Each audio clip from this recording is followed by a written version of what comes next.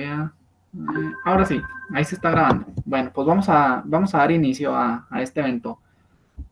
La Universidad Autónoma de Chihuahua, a través de la Facultad de Ingeniería, les da la más cordial bienvenida a este tercer día de trabajos del ciclo de conferencias WASH IMTA. El día de hoy escucharemos con mucha atención al maestro en ciencias Axel Falcón Rojas. Me voy a permitir leer su semblanza. El maestro en ciencias Axel Falcón Rojas es ingeniero químico por la Universidad Autónoma del Estado de Morelos y maestro en ciencias por la Universidad Nacional Autónoma de México. Trabaja en el Instituto Mexicano de Tecnología del Agua de 2010 a la fecha, desarrollando proyectos técnicos y científicos sobre la dinámica de contaminantes en sistemas ambientales, así como de diseño y transferencia de sistemas alternativos de abastecimiento y saneamiento de agua en comunidades rurales.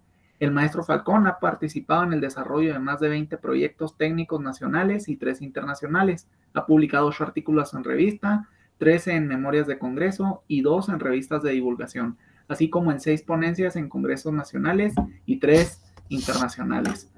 Bienvenido, Doc. Enhorabuena. El micrófono es tuyo. Adelante, por favor.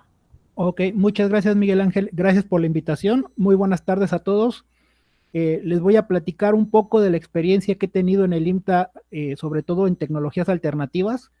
En este caso, quiero enfocarme principalmente al abastecimiento de agua, por el tiempo y para poder dar una explicación amplia. Entonces, titulé en esta ocasión la conferencia como Tecnologías Alternativas para el Abastecimiento de Agua y planteo una pregunta: ¿la solución a los problemas de escasez de agua? ¿Por qué planteo esta pregunta? Porque en los últimos años ha surgido o se ha puesto de moda lo que es los sistemas de captación de agua de lluvia, y muchas personas lo están adoptando o lo están transfiriendo como una solución única, como si fuera la solución a todos los problemas que hay en la escasez. Y a mí me gustaría, a lo largo de esta conferencia o a lo largo de esta presentación, irles platicando poco a poco cuáles son los pros y los contras de estas tecnologías y cuáles son los puntos que se tienen que analizar según mi punto de vista, según mi criterio, para poder llegar a tener éxito con estas tecnologías. Al final de la presentación les voy a platicar o les voy a responder desde mi perspectiva la pregunta que estoy planteando. Y asimismo les voy a dar algunos tips por si alguien está interesado en estos sistemas. Les voy a dar una breve explicación, que es una pequeña introducción al curso que nosotros damos de estas tecnologías, para que lo tengan en su conocimiento. Y me gustaría empezar la presentación con una pregunta. Casi toda la presentación van a ser preguntas. Como pueden ver, las preguntas nos llevan a ciertas respuestas que nos van dando la información que requerimos. Entonces, me gustaría iniciar preguntando qué es una tecnología apropiada. Hablábamos en el título de tecnologías alternativas. Les voy a platicar que una tecnología apropiada es similar, podría decirse que son casi sinónimos de palabras como tecnologías alternativas, tecnología verde, ecotecnología o una tecnología no convencional. Tienen ciertos puntos de distancia, pero a mí me gusta más utilizar la palabra tecnología apropiada, porque además de que engloba las anteriores, tiene un concepto básico y que es muy importante. ¿Qué son? Son tecnologías diseñadas con especial atención en los aspectos ambientales, étnicos, culturales, sociales y económicos de la comunidad a la que se dirigen. Es decir, el término apropiado no significa correcto en este caso, sino significa de apropiación. Lo que nosotros buscamos es una tecnología que a las personas a las que nosotros se las vamos a transferir se apropien de ellas, porque de esta manera se va a lograr el éxito del proyecto. ¿Cómo lo hacemos? Tomando en cuenta su cultura, sus aspectos sociales, los aspectos económicos de ahí, además del medio ambiente. Y vamos a tener que incorporar 3 principios para llevar a cabo una tecnología apropiada, que es tomar en cuenta la importancia de los conocimientos de la población. Es decir, como ingenieros, a nosotros siempre nos gana nuestro conocimiento y nuestras ganas de resolver los problemas, y cuando llegamos a una comunidad les decimos: yo ya sé qué problema tienes y yo ya sé cómo resolverlo. y no tomamos en cuenta los conocimientos de la población. Eso es un error que cometemos normalmente. El segundo principio es la participación de la población, es decir, todos los procesos, desde conocer cuál es el problema hasta buscar las posibles soluciones, tienen que ser procesos participativos en donde la comunidad nos dé su punto de vista, nos dé sus experiencias, porque a veces hay aspectos del medio ambiente o del sitio en el que estamos trabajando que nosotros no conocemos, y que eso es una de las partes que nos va a llevar al éxito o al fracaso de nuestro proyecto. Y la tercera es la sostenibilidad ambiental. Es decir, tenemos que empezar a pensar en cómo devolverle al ambiente los bienes que tomamos de la mejor manera posible, si no es que de una manera mejor. Si tomamos agua con cierta calidad, la tenemos que regresar con la misma calidad o mejor calidad que la que habíamos tomado. Entonces, ¿qué caracterizaría a una tecnología apropiada? Bueno, técnicamente la caracteriza que son tecnologías de bajo costo, por lo tanto tienen costos energéticos bajos, su instalación, su operación y su mantenimiento requiere poca especialización, es decir, no necesitamos para operarlo grandes ingenieros o técnicos capacitados. Cualquier persona con una pequeña capacitación puede instalar, operar o dar mantenimiento a estos sistemas. Se adaptan a las zonas de aplicación, no generan dependencia tecnológica, es decir, al utilizar este tipo de tecnologías no estamos dependiendo de que si Alemania produce o no produce la refacción, que si Rusia tiene o no tiene los suministros, que si Estados Unidos nos quiere o no nos quiere mandar los reactivos. No, en este caso estas tecnologías no producen esta dependencia y los requerimientos químicos para sobre todo los procesos de saneamiento, desinfección son muy bajos o nulos. Respecto a los aspectos sociales, las características que tienen es que se adaptan a la zona de aplicación, respetan los aspectos culturales, étnicos y religiosos de la comunidad y toman en cuenta la participación de la sociedad, haciendo énfasis en el cuidado del medio ambiente. Entonces, ¿qué debemos tener en mente cuando pensamos en tecnologías apropiadas? Deben ser trajes a la medida. Aquí es un punto de los que vamos a retomar en las conclusiones y es un poco lo que les decía al inicio. Es un error hablar de captación de agua de lluvia, hablar de humedales artificiales o de cualquier ecotecnología o tecnología apropiada y decir, esta es la solución a los problemas. Lleva esta tecnología a todas las regiones de México y se van a solucionar sus problemas. No, tenemos que buscar trajes a la medida. Cada localidad tiene sus características y cada localidad requiere sus propias soluciones. A veces van a ser unas, a veces otras, combinaciones o incluso no podemos utilizar en algunos lugares tecnologías apropiadas y eso lo tenemos que tener muy en cuenta. Entonces, quiero aprovechar, porque siempre aprovecho este tipo de foros para hacer publicidad. Quiero hacerle publicidad a este libro. Se llama Tecnologías apropiadas para el acceso sostenible al agua en el medio rural marginado y es un libro que se editó en el IMTA, se escribió y se editó en el IMTA y recopila la experiencia del instituto en proyectos de tecnologías apropiadas. Este libro es gratuito y lo pueden encontrar en el link que les dejo abajo, gov.mx/IMTA. Hay una sección de biblioteca digital y ahí podrán encontrar este y muchos otros libros que son gratuitos y que pueden descargar.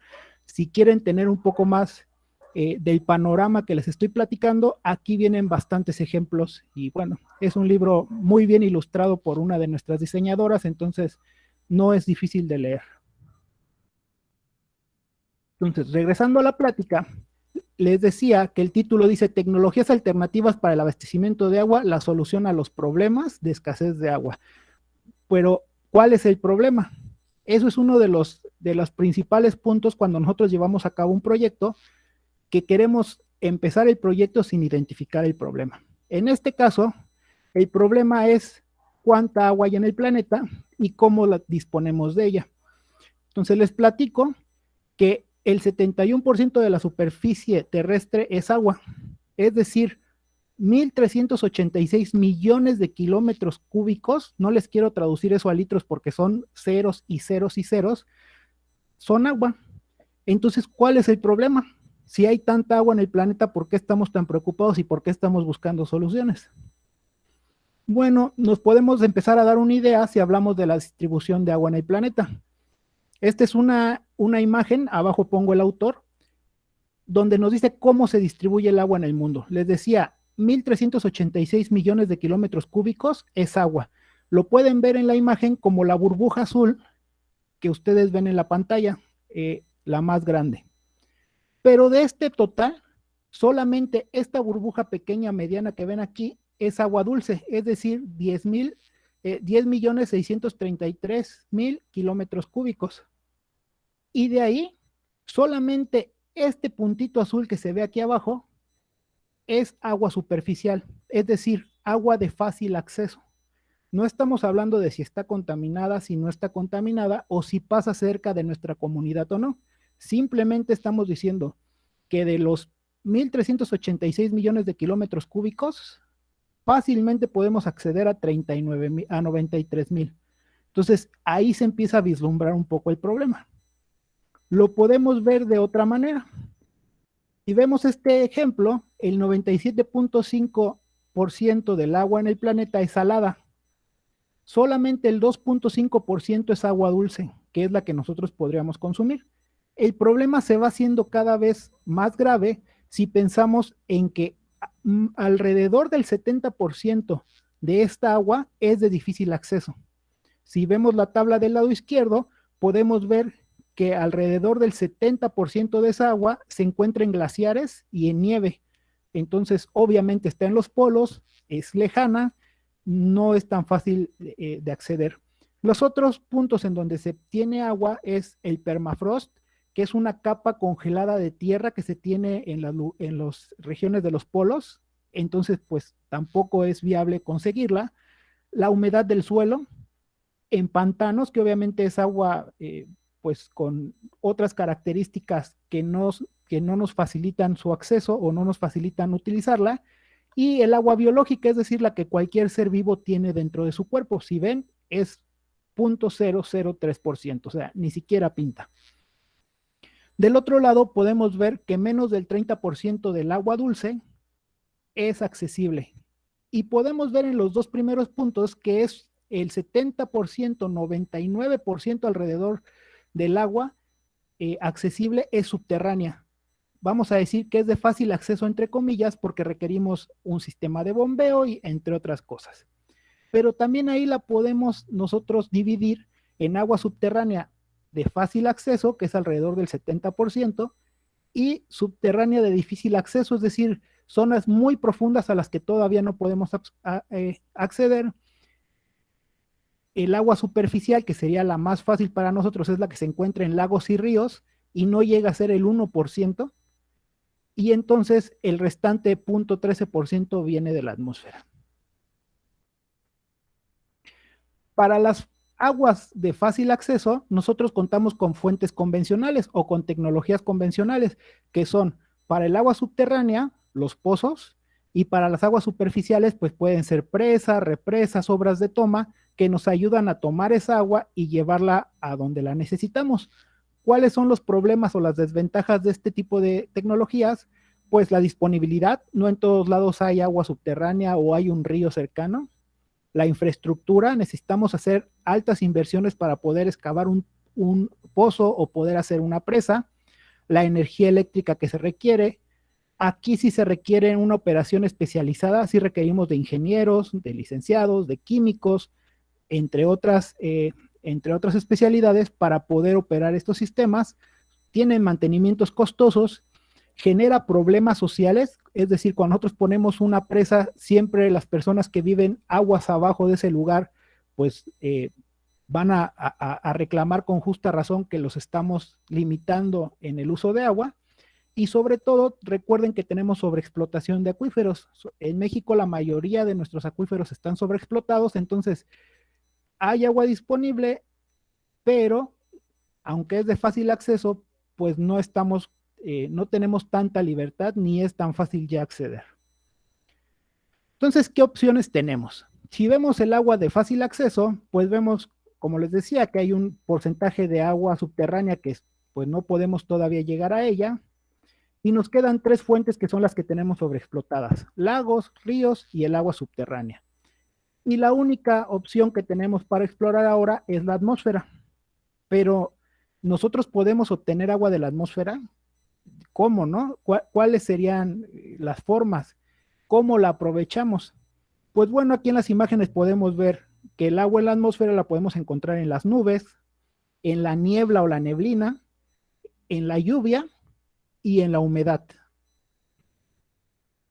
Para este tipo de agua, lo que se utilizan son tecnologías no convencionales que pueden ser captación atmosférica, tomar el agua del aire, cosecha de niebla o de neblina y captación de agua de lluvia. Son las tres principales tecnologías que se tienen desarrolladas al momento y que nos permiten acceder a un poco más de agua. A continuación les voy a platicar en qué consiste cada una de ellas. Les voy a dar algunos conceptos básicos, sobre todo de captación de agua de lluvia. Les voy a dar unos pequeños puntos de vista de qué se tiene que hacer para poder diseñar o instalar un sistema de captación de agua de lluvia y después concluiremos. La captación atmosférica, bueno, la captación atmosférica obviamente lo que requiere es humedad. La humedad es la cantidad de vapor de agua que se contiene en el aire, por eso también se le llama humedad del aire. Nosotros pues realmente no podemos ver la humedad porque es transparente, pero la podemos sentir o la podemos observar en algunos sistemas. Por ejemplo, cuando ustedes tienen mucho calor y llenan su vaso de alguna bebida muy fría, aquí estamos poniendo agua, por ejemplo, para no mal aconsejarlos, ustedes pueden ver que alrededor del vaso se empiezan a formar gotitas de agua. Estas gotitas de agua no es agua que sale del vaso o que transpira, no, no, no. Es agua que está en la atmósfera y que al tener un cambio repentino de temperatura, de la temperatura ambiente que es cálida, a lo frío del vaso, pues condensamos el agua y se empiezan a formar estas gotas. Podemos ver la humedad en el diagrama de la derecha explicada de esta forma. Cuando nos dicen, ay, es que en el aire hay un 95% de humedad, quiere decir que hay muchas partículas de agua flotando en el aire. Cuando nos dicen, no, pues hay 10% de humedad o menos, quiere decir que son muy poquitas gotitas de aire, gotitas de agua las que podemos encontrar flotando en el aire. Entonces, ¿cómo vamos a hacer la captación atmosférica? Pues tenemos que hacer un proceso de extracción del vapor de agua que está en el aire y normalmente se hace mediante un enfriamiento rápido para poder cambiar el estado de esa agua de gaseosa a líquida. Esto se hace mediante un intercambiador de calor. Ya hay sistemas, ahorita les voy a enseñar algunos de cómo son. Sin embargo, la manera más fácil de identificarlos y donde todos ustedes lo han visto es en la parte de atrás de los refrigeradores. En la parte de atrás de los refrigeradores ustedes tienen esta rejilla, este intercambiador de calor que pueden ver en la imagen de la izquierda, que lo que hace es hacer por medio de un líquido que transfiere muy fácil energía, se puede transferir calor o transferir frío rápidamente a un medio, en este caso al aire. Entonces les decía, vamos a buscar un enfriamiento repentino. Entre más humedad haya en el aire, pues obviamente vamos a obtener más agua y nuestro sistema va a ser más eficiente. Y el único pero es que vamos a requerir un sistema de desinfección. Las partículas en el aire sí pueden estar contaminadas y esa agua que estamos recuperando no la podemos usar plenamente. Tendríamos que desinfectarla o, desinfectarla previamente. Les platico cómo funciona más o menos. Imagínense que estas olas que ustedes ven ahí en color naranja es el aire. Los círculos naranjas, pues obviamente son partículas de agua que están en estado gaseoso que van acompañando al aire, están a temperatura ambiente, en Chihuahua supongo que muy caliente, y tiene ciertas partículas contaminantes que son estas bolitas grises que pueden ver. El primer paso es filtrarlo. Ustedes tienen que succionar el aire con un extractor y pasarlo a través de un filtro de aire, de modo que al final obtenemos el mismo aire caliente con el vapor de agua, pero sin los contaminantes. Posteriormente lo tenemos que pasar por un intercambiador de calor, que era lo que les decía, normalmente se pone un líquido refrigerante, como en los refrigeradores, también lo pueden ver ustedes en los aires acondicionados, que cuando, creo que por allá también se les llama climas, que cuando uno los está utilizando, empiezan a escurrir una gotita de agua, y ahí está escurriendo su gotita de agua. Esta gotita de agua es agua que viene condensada de la atmósfera. Entonces, a través de un intercambio de calor, hacemos pasar este aire caliente por el intercambiador y lo enfriamos rápidamente, obteniendo el aire frío con las partículas de agua frías. Pero al momento de enfriarse, nuestra agua cambia de estado, como les decía, de gas a líquido y la podemos obtener recolectándola. De esta manera nosotros podemos extraer agua del aire. Ya hay modelos comerciales que se venden para este tipo de, captación. Yo les voy a mencionar durante toda la presentación algunas marcas, algunos modelos. Nosotros no recomendamos alguna marca sobre otra, tampoco nos patrocina nadie ni les decimos que son las mejores soluciones, solamente es para que ustedes vean que comercialmente ya hay ciertos equipos y tenemos equipos como el que ustedes ven al lado derecho que cuesta alrededor de $1,000, que sirve para llenar garrafones de agua, es decir, es un sistema casero o de oficina donde ustedes ponen su maquinita y pueden ir llenando su vaso de agua sin necesidad de estar comprando garrafones. Alrededor de $1,000 para tener algo así.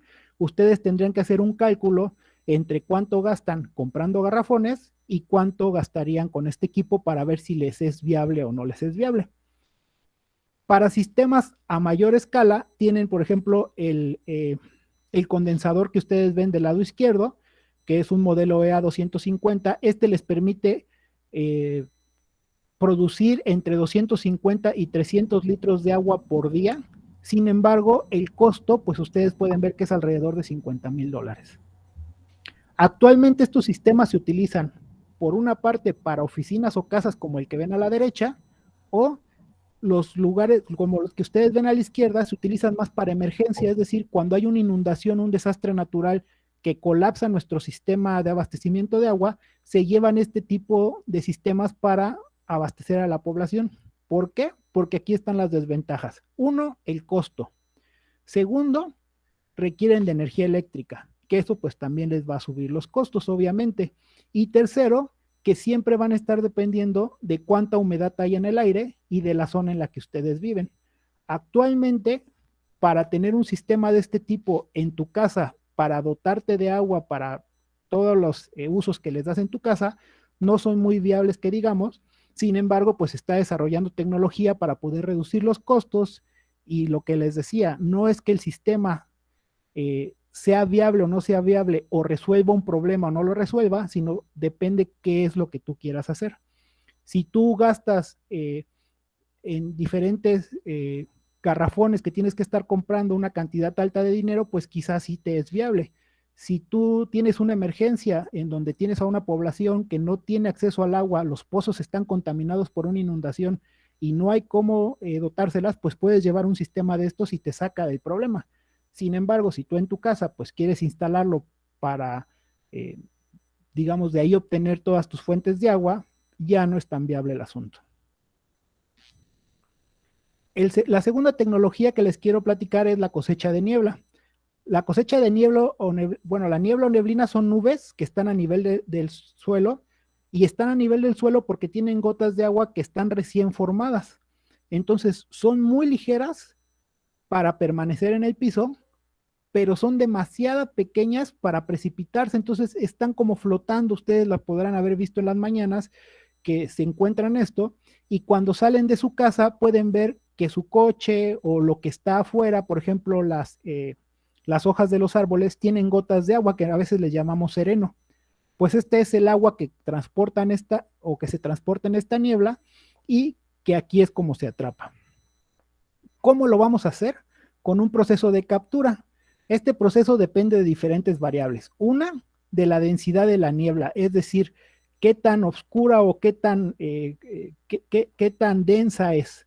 La segunda, la velocidad del viento, la altura de la neblina, y después ya entran las variables que nosotros vamos a meter, por ejemplo, qué tipo de malla vamos a utilizar para captarla.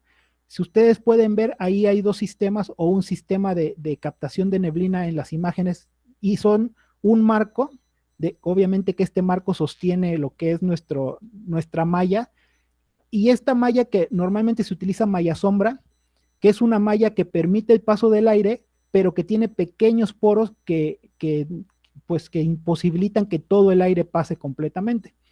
En la parte baja lo que tenemos son canaletas que recolectan el agua. Al pasar la nube por ahí, el agua se empieza a quedar atrapada en la malla y al irse acumulando va cayendo a las canaletas donde nosotros la podemos ir recolectando.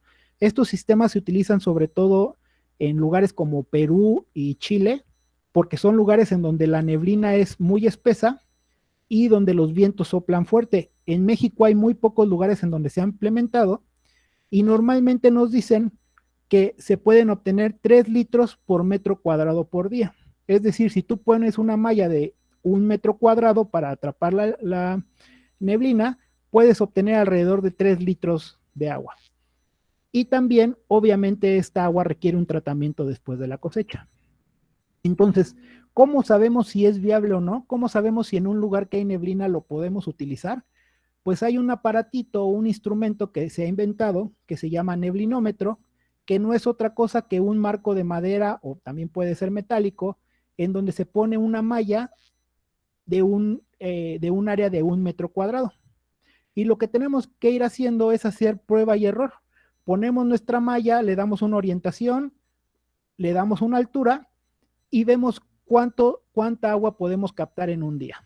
Después hacemos un cambio de orientación, hacemos cambios de altura y vamos viendo realmente cuáles son las condiciones que mejor nos funcionan y cuánta es el agua que podemos captar. Obviamente, si nosotros hacemos esto en 1 metro y tenemos espacio o tenemos suficiente infraestructura para poner 20, 30, 40 metros cuadrados de malla, pues nosotros podremos ir haciendo cálculos y viendo si realmente nos va a servir o si no vale la pena esta inversión. La desventaja principal de este tipo de sistemas, pues es que todavía son muy empíricos. No hay demasiadas ecuaciones o no hay un sistema de cómo calcular o cómo ver si va a funcionar o no. Simplemente como ustedes pueden ver esa prueba y error, hacen su prueba, más o menos ven cuánto captan.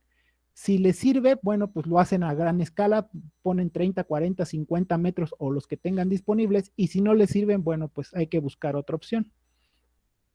¿Cuáles son los elementos que se requieren? Una estructura de soporte. Ustedes pueden ver aquí en las imágenes, por ejemplo, en la de la derecha, que se tiene una estructura de madera. La anterior era una estructura metálica tubular. En este caso, la que ven ahí abajo de color verde son unas casetitas hechas de también tubulares.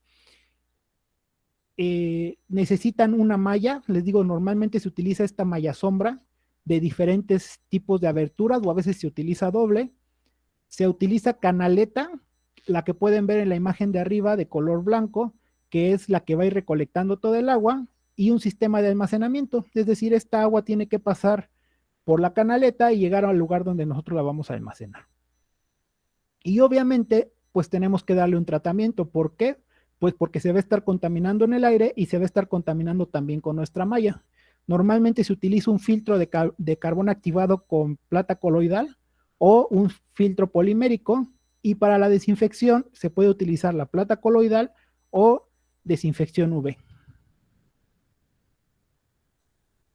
Bueno, en tercer lugar, pues les decía, quiero hablarles de los sistemas de captación de agua de lluvia. Este es el sistema de los 3 que hemos visto más sencillo, el más viable también, porque hay más información sobre él. Entonces, bueno, este sistema ustedes seguramente lo han escuchado más, les voy a platicar algunos aspectos, porque prácticamente un sistema de captación, pues es cualquier mecanismo para la recolección y el almacenamiento de agua de lluvia. Si nosotros vamos a regiones donde se escasea el agua, podemos ver que mucha gente junta el agua en cubetas, que cuando empieza a llover sacan tinacos, sacan cubetas, sacan botes, entonces ellos están captando agua de lluvia. ¿Cuál es el sentido? Pues que lo queremos hacer de la manera más técnica posible para sacarle el mayor provecho. De manera que nosotros no dependamos de la tecnología que ponemos, sino que nuestro sistema dependa de la precipitación de la zona y del uso que le queramos dar al agua. Las dimensiones y el tipo de material, es decir, el diseño de estos sistemas, van a depender de dónde va a estar ubicada la cisterna, de en qué lugar está ubicado el sitio donde queremos instalar el sistema de captación y de la infraestructura que tenemos, es decir, cuánto techo o cuánta área tenemos para poder captarla. Entonces, hay dos tipos de sistemas de captación de agua de lluvia, normalmente se clasifican así: nivel vivienda, nivel comunitario. Todos ellos tienen como elementos un área de captación, un sistema de recolección, una trampa de sólidos, un sistema de almacenamiento y un tratamiento.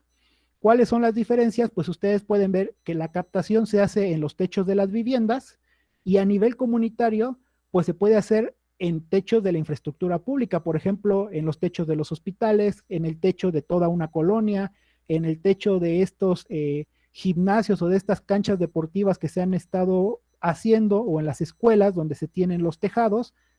Y también se pueden utilizar terrenos naturales, es decir, terrenos donde haya cierta pendiente, nosotros podríamos ahí estar captando el agua.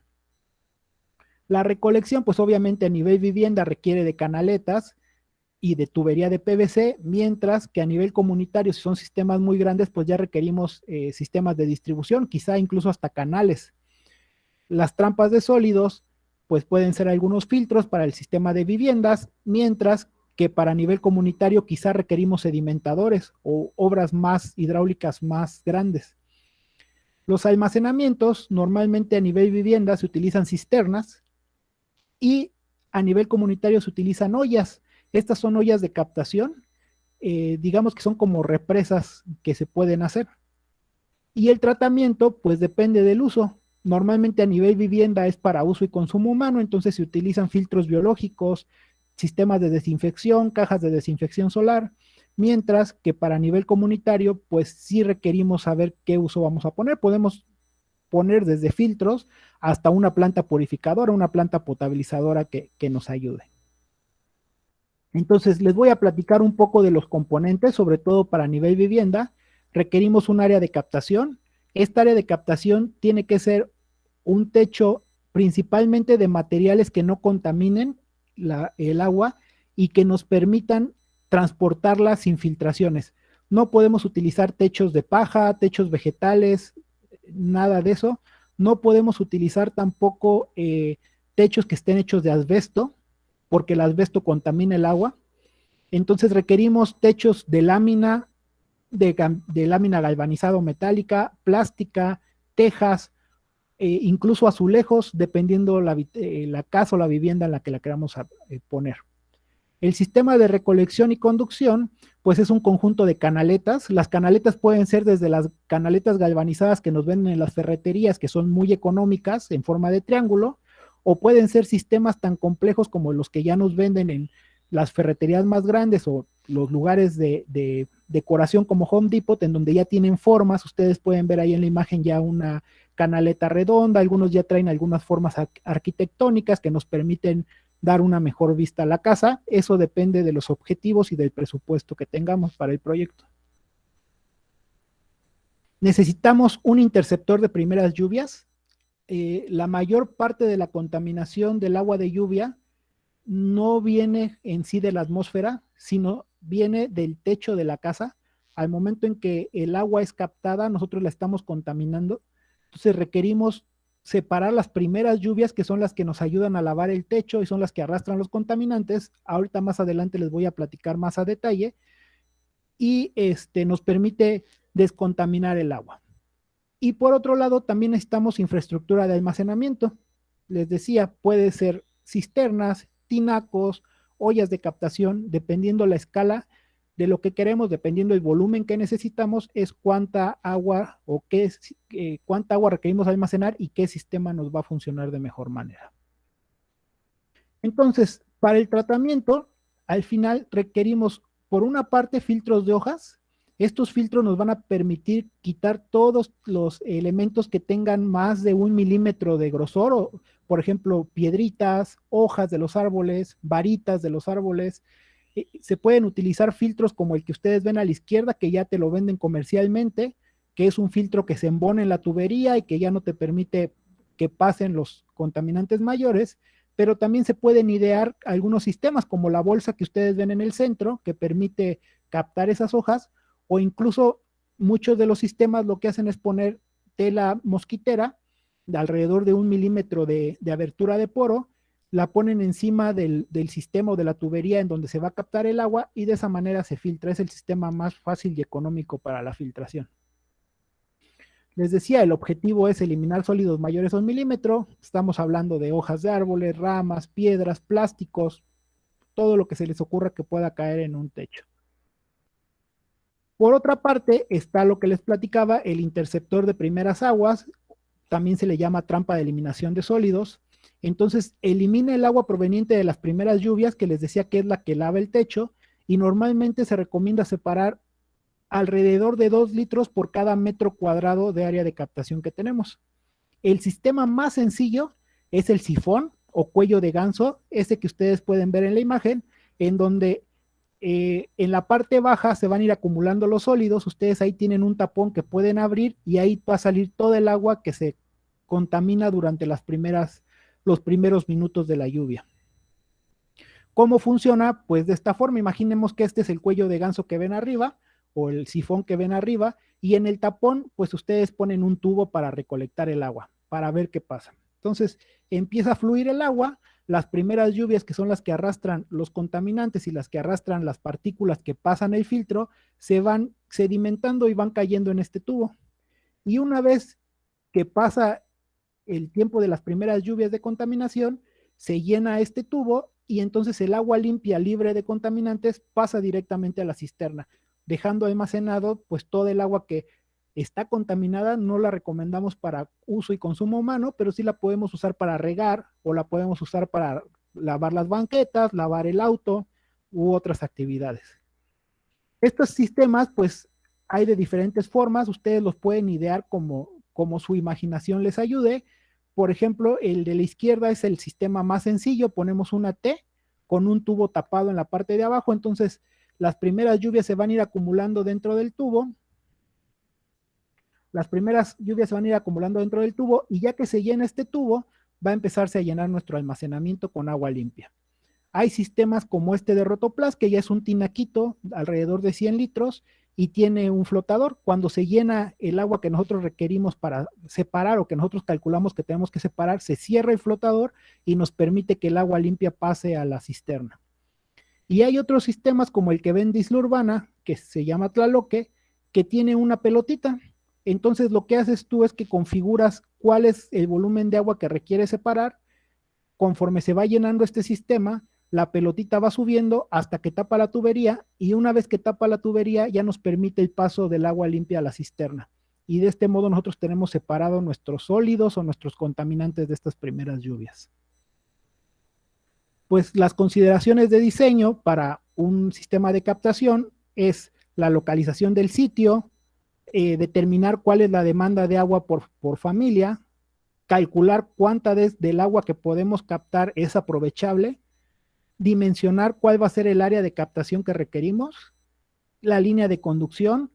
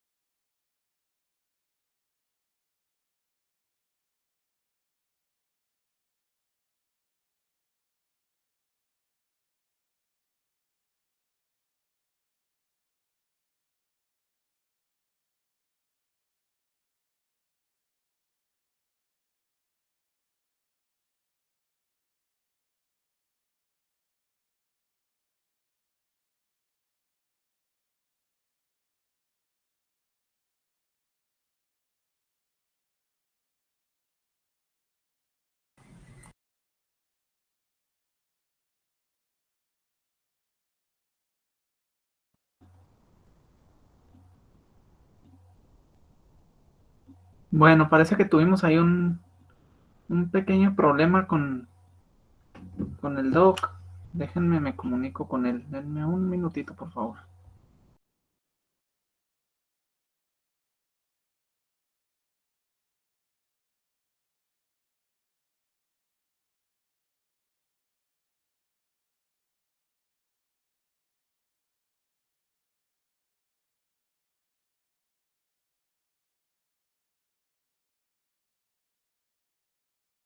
Bueno, acá me está diciendo que sí, efectivamente tuvo un problemita.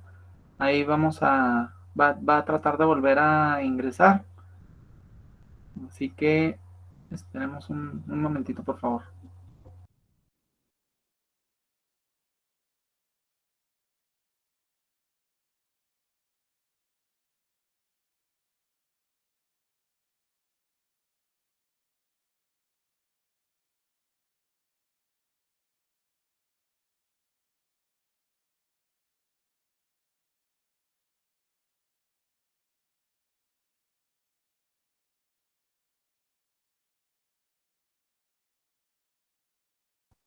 Aprovecho para recordarles en lo que vuelve a ingresar el doctor Axel que este tipo de eventos son válidos para el carnet.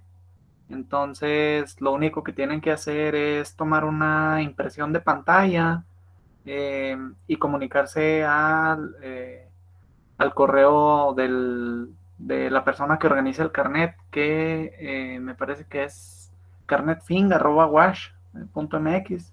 Igual, eh, si alguien está interesado, ahí se comunica conmigo. Doc, ¿te fuiste? Me sacó el sistema, ya no le gustó. Yo creo Algo que dije, sí, a algo lo dije mejor que hubo no ahí le algún gustó. problemita o algo. Si gustas compartirnos nuevamente tu pantalla, por favor. Ok, en eso Y ando. aprovecho para comentarte que pues que como te quedan como unos 6 7 minutos ya para finalizar, por favor. Vale, vale. Gracias.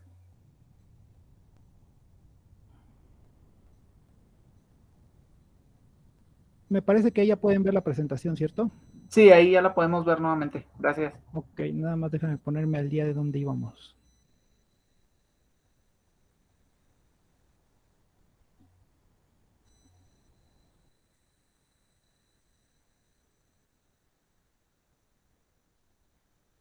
Ok, entonces les decía, para conocer si es viable o no hacer captación de agua de lluvia, pues tenemos que recurrir a datos históricos de cuánto llueve en México. Aquí les presento yo un mapa de más o menos la precipitación que hay.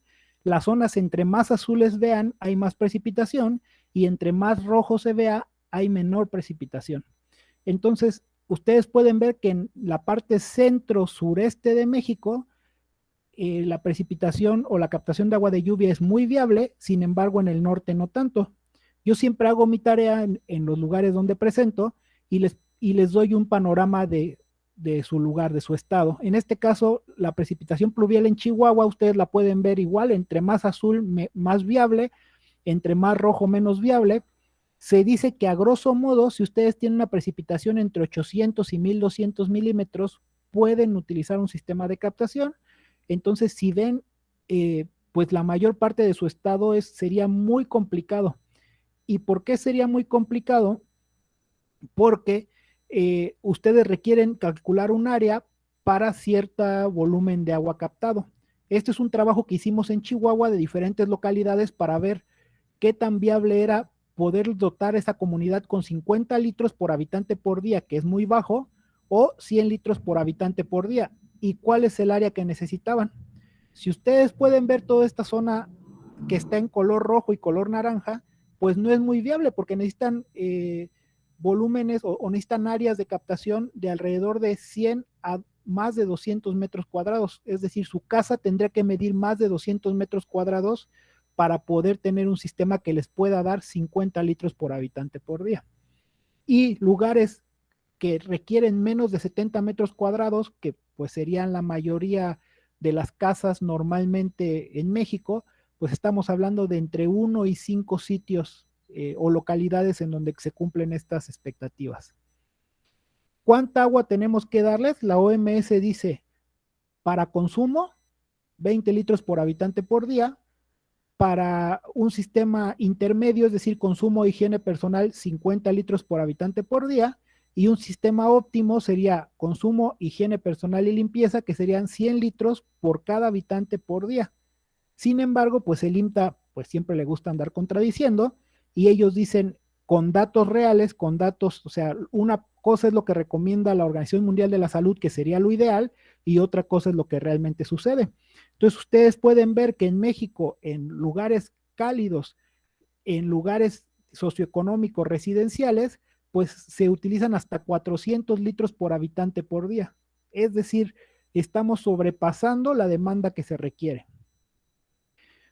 Igual hay tablas que nos ayudan, igual del IMTA, que nos ayudan a ver que para una escuela se pueden tener 20 litros por alumno por turno, que para un hospital se requieren alrededor de 800 litros por cama por día, y así nosotros podemos calcular cuánta agua le requerimos dar. Y con este cálculo nosotros podemos saber o también determinar cuánta agua podemos captar. ¿Cómo? Con los datos de la precipitación promedio, este lo podemos sacar del sistema meteorológico.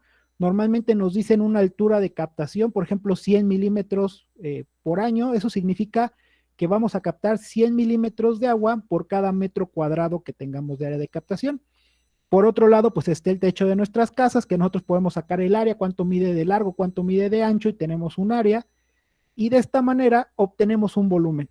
Si multiplicamos la precipitación que nos dice el meteorológico en nuestra zona con el área de nuestra casa, podemos saber aproximadamente cuántos litros por año podemos captar. Y a esto le tenemos que quitar todas las pérdidas que podemos tener en nuestro sistema. Les decía que hay manuales y hay cursos que se dan en línea, el IMTA da uno de ellos, por si alguien estuviera interesado, y se ve todo esto con más detalle, pero principalmente las pérdidas de agua son por salpicaduras, por evaporación o por contaminación del agua. Es toda esta agua que nosotros tenemos que estar separando al inicio de la lluvia. Ok, les platico brevemente que nosotros esto lo llevamos, por ejemplo, al Programa Nacional de Bebederos Escolares, en donde se querían mejorar los hábitos alimenticios de la población estudiantil mediante la instalación de bebederos. ¿Cuál fue el problema? Pues que muchas de las escuelas a las que se les quería instalar bebederos no tenían agua. Entonces, bueno, ¿qué se hizo? Seleccionamos regiones del país en donde era viable utilizar sistemas de captación de agua de lluvia o captación atmosférica. Este era un programa piloto, entonces se eligieron Chiapas, Tabasco y Veracruz para captación de agua de lluvia, y Ciudad de México, Estado de México, Hidalgo, Morelos y San Luis Potosí para captación atmosférica. Entonces, ¿qué hicimos? Pues hicimos cálculos con los datos meteorológicos de humedad y de precipitación, instalamos sistemas con área de captación, con unos filtros de hojas, con sistemas de almacenamiento, conducción, separación de primeras aguas y un sistema de desinfección para que el agua pudiera ser apta para que los niños la bebieran. Y durante todo este proceso estuvimos obteniendo muestras para ver que cumplieran con las normas mexicanas, la norma de agua para consumo humano y la norma para bebidas embotelladas. Entonces, te quedan 2 minutos, Doc, por favor. Gracias. Checábamos nosotros el volumen de almacenamiento, el volumen consumido y la suficiencia del sistema. ¿Qué obtuvimos? Una eficiencia de captación mucho más alta de la que esperábamos, es decir, captamos más agua de la que teóricamente se calculó, y el consumo de agua por escuela fue alrededor de 5 metros cúbicos por año, es decir, sí pudimos dar un beneficio a la población. En este caso específico, escuchando y viendo la problemática, sí pudimos resolver y sí fue la solución a los problemas de escasez. Entonces, las tecnologías alternativas son la solución a los problemas de escasez de agua.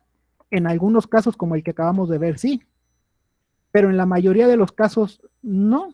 En la mayoría de los casos son tecnologías que coadyuvan a la solución o mitigación de los problemas de escasez de agua. Es decir, no hay una solución simple, no hay una solución única, y nosotros lo que tenemos que buscar es cómo, por una parte, reducir nuestro consumo y por otro, combinar tecnologías que nos permitan llevar a cabo una buena resolución de problemas. Es lo que yo les aconsejo: conocer el sitio y la problemática antes de proponer una solución, considerar el conocimiento y la opinión de la comunidad para identificar la problemática y la posible solución participativamente, es decir, tomando en cuenta la voz de la comunidad, buscar la apropiación de las tecnologías para tener éxito. Si estas tecnologías las sienten suyas, es más fácil que las usen correctamente. Conocer las ventajas y desventajas de cada tecnología, no casarnos con que una tecnología es la gran maravilla o es la solución a todo. Tenemos que definir la dotación, el uso y la calidad de agua que requerimos, y debemos seleccionar correctamente el sitio de instalación y adecuar la tecnología a cada sitio. Lo que les comentaba, un traje a la medida. Por último, pues obviamente tenemos que capacitar a la población del uso y mantenimiento de la tecnología. No podemos solamente decirles, ahí está, úsenla. Tenemos que enseñarle cómo se usa y cómo se mantiene para que dure la inversión varios años. Pues si tienen alguna pregunta o alguna duda, les dejo por ahí también mis datos, por si alguien tuviera interés en alguna pregunta más adelante. Gracias. Gracias al el maestro en ciencias Axel Falcón Rojas por esta presentación tan interesante. Nos queda tiempo para una pregunta de tal vez dos. Entonces, pues como siempre aquí yo exhorto a los alumnos, también a los maestros que hay por aquí, en dado caso de que deseen participar. Eh, Alguien que tenga alguna pregunta, algún comentario, o hacemos esto como un dedazo. Bueno, veo ahí que Enrique está levantando la mano. ¿Gustas participar, Enrique? Sí, buenas tardes. Nada más doctor, maestro en ciencias, perdón. El efecto del cambio climático, ¿qué impacto tiene, o si alguien tienen algún análisis o alguna idea? Porque pues yo creo que en algunas regiones va a ayudar o va a producir más agua, ¿verdad? No sé si hay algo que se estime ahí. Pues hasta ahora no tenemos datos duros. Como ustedes pueden ir viendo, el cambio climático está llegando o está afectando antes de lo que se esperaba y de maneras diferentes a lo que se esperaba también. En este caso, lo que se tiene pronosticado para México es que alrededor de 2030, 2040, más de la mitad del país, es decir, del centro hacia arriba, empieza a tener problemas de escasez de agua muy graves. Por otro lado, pues estamos viendo que en lugares donde no llueve empieza a llover demasiado, o que de repente no llueve y llueven eventos extremos. Entonces lo que tenemos que hacer es estos sistemas adaptarlos a eventos extremos. Vamos a tener que adaptar nuestras tecnologías para, en lugar de captar agua durante 8 meses, quizá captarla durante 2 o 3 eventos y almacenarla. Entonces vamos a tenernos que ir adaptando a estos sistemas, pero no es alentador. Prácticamente lo que nos va a afectar en México es que vamos a empezar con problemas muy graves de escasez de agua en los próximos años. Ok, muchas gracias. De cualquier forma, no hay que dejar pasar la peor de las crisis, ¿no? Exactamente. Muy amable, gracias. Bueno, hay otra pregunta por acá que hace Carlos Gerardo Lomas. Dice, buenas tardes, maestro Falcón, gracias por la explicación tan puntual y precisa. Me gustaría conocer su opinión al respecto. ¿Conoce algún modelo o metodología para determinar el costo del tanque de almacenamiento a nivel vivienda para el aprovechamiento de captación de agua de lluvia para el uso doméstico? Por último, desde su experiencia en el manejo de aprovechamiento de agua de lluvia, ¿considera que el aprovechamiento de agua de lluvia para el uso doméstico debería integrarse en la modalidad de gestión convencional actual de los prestadores de servicio público del agua? Bueno, empiezo por la segunda. Sí considero que se debería empezar a optar por este tipo de sistemas. Es ilógico lo que hacemos, es muy, muy ilógico lo que hacemos en la Ciudad de México, ustedes lo pueden ver. Se hacen tuberías enormes, se hizo un tubo emisor, se hizo uno de los drenajes más grandes del mundo para sacar todo el agua que llueve, sacarla lo más rápido posible y llevarla a Hidalgo. Y después, al otro día, están viendo cómo desde el Estado de México o desde otros estados pueden traer agua a la Ciudad de México. Entonces, yo creo que un sistema de captación de agua de lluvia nos ayuda, aparte de a mitigar los problemas de inundaciones, también nos permiten hacer un mejor manejo de agua en cada cuenca y evitar estos problemas. Entonces, sí se tendría que hacer siempre y cuando no sea de modo obligatorio. Estamos viendo que dependemos de cuánta área tenemos, no podemos decirle a la gente, ay, ¿sabes qué? Yo solo te voy a dar 20 litros de agua por día y lo demás consíguelo por captación, porque entonces a las personas que tienen casas de 30, 40 metros cuadrados, pues los estás dejando sin agua. Se tendría que hacer de esa manera. Sobre los sistemas de costos, no sé si hay un sistema para estimarlos. Lo que sí te puedo decir es que hay diferentes tipos de sistemas de almacenamiento que ya están calculados los costos, la cisterna de ferrocemento, la cisterna capuchina, la cisterna calabash o calabaza, las cisternas que se hacen con geomembrana. Entonces, hay muchos sistemas que ya son comerciales y que tú puedes ver cuánto cuestan simplemente con la lista de materiales que se presentan. Los puedes encontrar en línea o incluso puedes acercarte a nosotros y te decimos qué opciones hay. Perfecto, perfecto. Bueno, pues vamos a finalizar este evento. Está muy interesante la plática. Ahí Carlos Gerardo Lomas agradece por esa respuesta tan puntual. Entonces, está muy interesante la plática, pero pues el compromiso era finalizar a las 4. Sé que todos tenemos ahí algunos otros compromisos. Okay. Entonces, me voy a permitir leer el reconocimiento que dice lo siguiente. La Universidad Autónoma de Chihuahua, a través de la Facultad de Ingeniería, otorga el presente reconocimiento a Axel Falcón Rojas, por haber impartido la ponencia titulada Tecnologías alternativas para el abastecimiento de agua, la solución a los problemas de escasez del agua, dentro del ciclo de conferencias Washington, agosto-diciembre 2021. Naturam Subiesit Alice, Chihuahua, 20 de octubre de 2021, firman nuestro director y el secretario de Investigación y Posgrado. Entonces, con esto finalizamos la tercera de 4 conferencias que estaremos teniendo a lo largo de esta semana. Agradezco personalmente al maestro Axel por su tiempo, por su disposición, también a los alumnos y a los maestros que se dieron a la tarea de estar aquí. A todos y a todas, gracias por estar aquí y pues nos estaremos viendo el día de mañana para finalizar este evento. Entonces, a nombre de la Secretaría de Investigación y Posgrado de la Facultad de Ingeniería, siendo las 4:02 de la tarde del 20 de octubre de 2021, me permito finalizar este evento. Gracias y hasta la próxima.